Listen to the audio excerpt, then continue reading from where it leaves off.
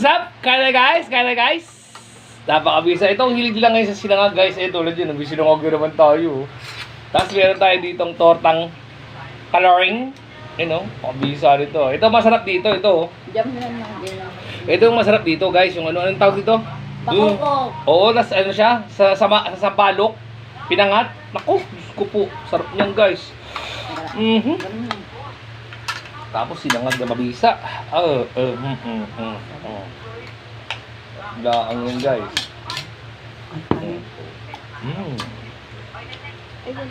Konting sabaw. Sarap na isda to. Yun o, sarap mo.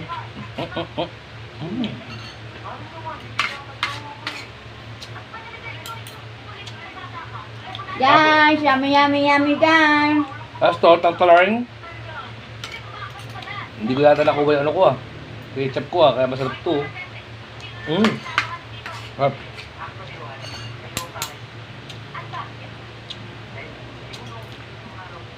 Ito pinangat niya sa sampalok to. Palok. Kaya pag ito ginanyan mo, sarap. Asin. Tapos itong mga sili-sili dyan, Hang. kukunin mo ngayon yan. Ayan, no? Sobra na. Sakto lang. Yup.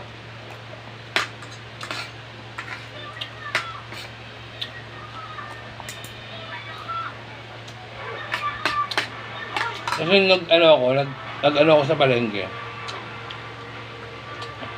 Nung nag-video ako ng guys, nakita niya yan. Sabi niya, masarap na lang sa ano Dahil, siyempre, sunuran lang tayo guys. Marupok tayo. Ibili natin ang gusto niya. Tulad nga sinabi sa inyo, gusto niya ng balut ng isang gabi. Para malakas siya rito sa Sige bahay. nga.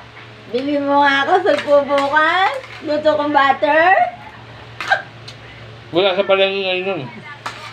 Kung meron, bibili ko talaga siya nun. Hindi guys.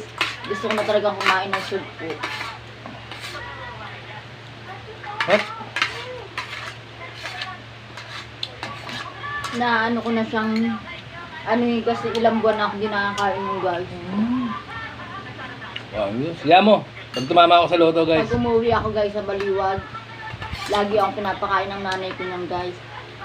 Gusto mo alimango? Oo, yung mga bawal sa akin, yun ang mga gusto nilang kainin guys. Alright. Napakabisa lang guys. Sarap.